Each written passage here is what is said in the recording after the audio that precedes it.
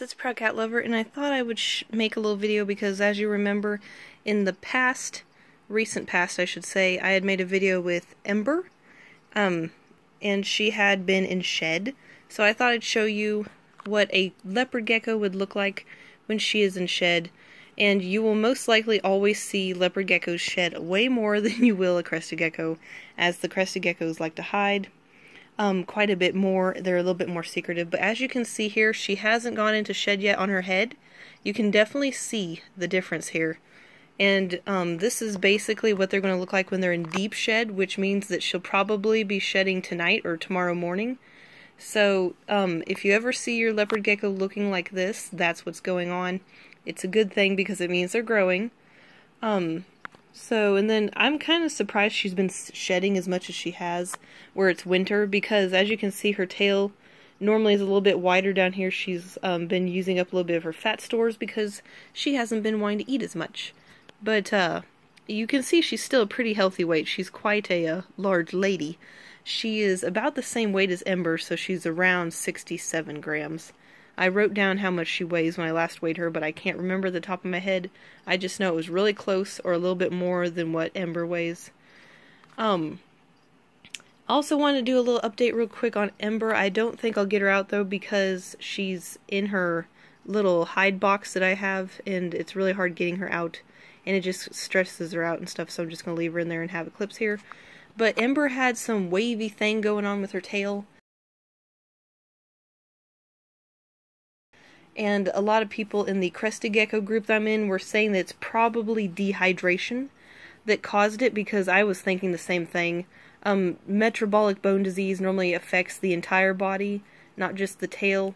And with the conditions I'm keeping all of my animals in, which are as close to the most correct care that I can give, which I, described all the stuff with my tank. I put pictures of her, I put pictures of my tank, I put the information that I keep it at each day, like temperatures, the humidity, and I also, obviously, you always want to offer fresh, clean water every 1 to 2 days, depending on if they dirty it any sooner, then you obviously want to replace it.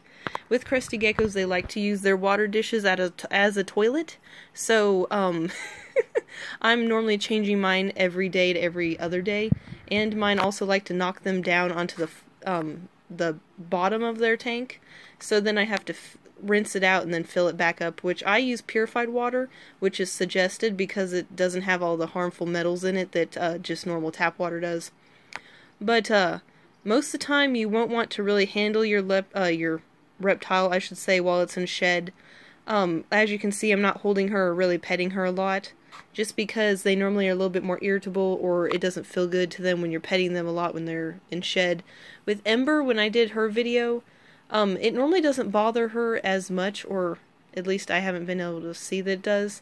My leopard gecko gets a little bit more irritable when I'm holding her than my crested gecko does. And when I had Ember out, I wasn't really petting her as much. I would pick her up and stuff. I'd pet her a couple times, like on the head and down the back. But she doesn't really act as annoyed by it as my leopard gecko does. Probably because Ember's just a lot more used to me handling her quite often since I raised her and everything. Because with my other two, Blaze and Magma, I don't hold them when they're in shed, just because I don't know if they're grumpy or if they don't mind.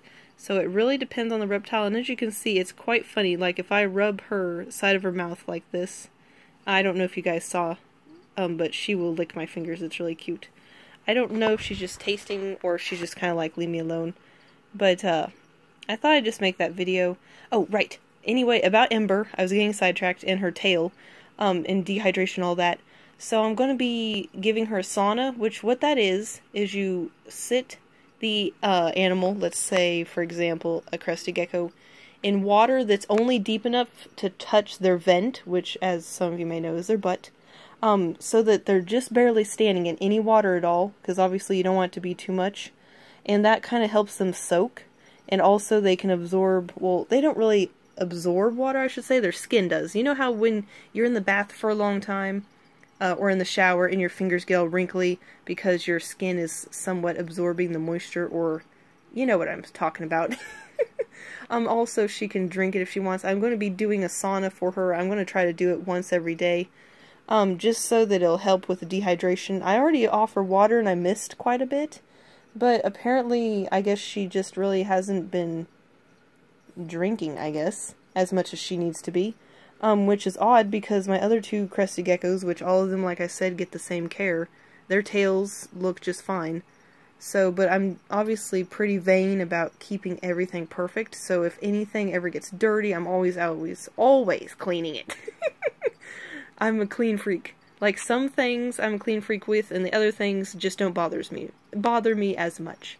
So, but yeah, so that's the little update. I'm possibly also going to be getting a UVB light bulb to put with my female crested geckos.